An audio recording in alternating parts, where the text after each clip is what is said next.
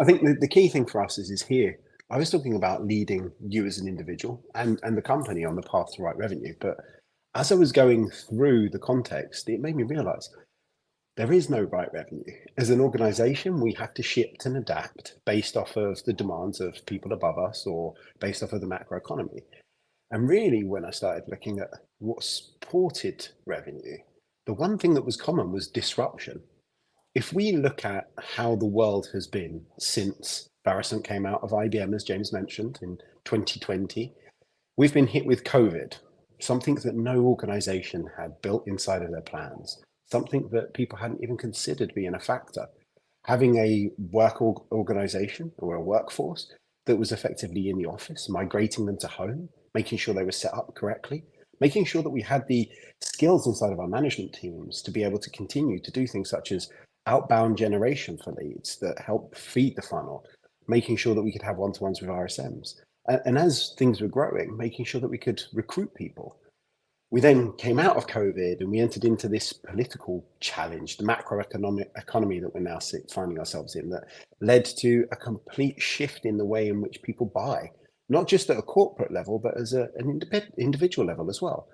The cost of living shifted, the way in which we all interact with stakeholders has changed. And the interesting factor is they're all the negatives of disruption. But with disruption, there is good. So if we look back to the COVID story, I think one of the statistics that stuck with me was that there was more small startups that came up or that were started due to the way that they were able to work from home and build new ideas. Seeing gaps in the market led to people having the opportunity to be successful in places they never considered they would. Those new ideas then led to bigger opportunities for other organizations in the tech space that helped us with things like people being able to work from anywhere at any point in time, but not necessarily just in the case of behind a desk or behind your Zoom.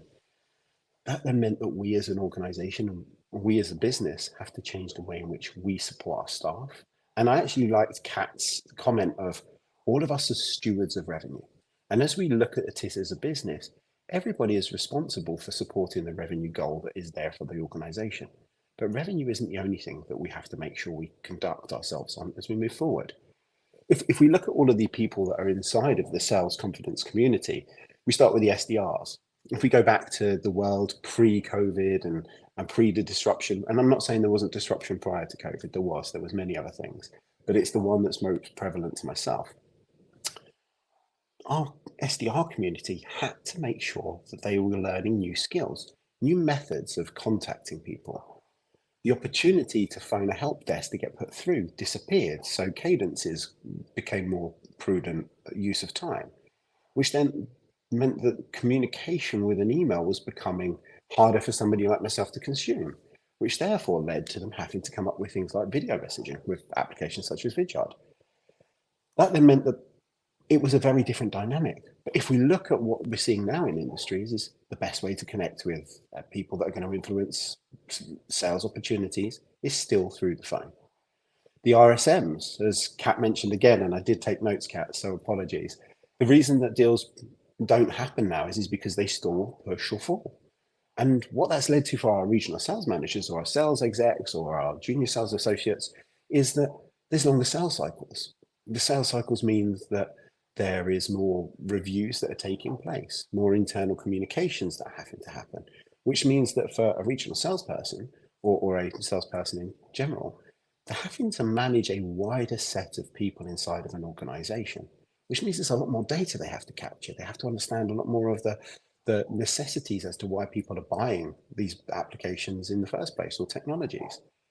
We then got to the sales managers. And if you think about what's disruption's done for the sales managers is it's meant that instead of it being a case of interactions based off of opportunity, we now have to performance manage. We talked about it in a historical sense. Long gone are the days of being able to do it quarterly or semi-annually to make sure that we give everybody a performance rating. Yes, we still have to do that.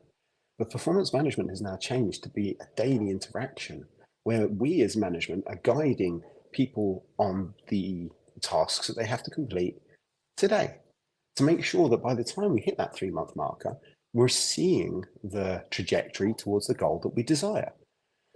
But that means that there's a necessity for the sales managers to have the data they require at the point in time they need.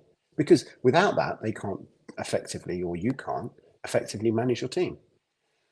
That then escalates up to the VPs. So if a VP is sitting there looking at how they can effectively run their business, but they don't have the data, do it off of gut feel.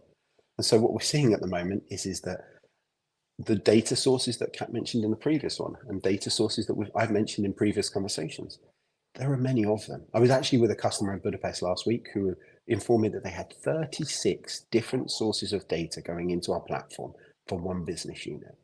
Now imagine being a VP of sales and having to manage that manually, or having a team to do that for you. Near enough impossible. But all of those points, all of those challenges means that we don't focus the relevant time on the activities that are required to meet the corporate objectives. We're not aligning ourselves to the right behaviors, which then get us the outcomes we desire. So that's nice. Great preach, Matt. Everybody agrees. Why does that matter? So this is where Varicent can help organizations and has helped organizations. So for any of you that haven't had the privilege of being at one of these sessions where James has allowed me the opportunity to speak, Varicent is the leader in the sales performance management domain. But more importantly, we're actually changing the way in which organizations are managing their go-to-market strategy and making sure that they have a true path to revenue long-term. We work with organizations such as T-Mobile, American Express, Vodafone, large global entities, but also right down to the small organizations or the startups, so organizations that have 10 or 15 people, because the challenge remains the same. The first part, data. Getting access to data, it can be hard. I'm not saying is always, because some organizations have an IT organization that can support them.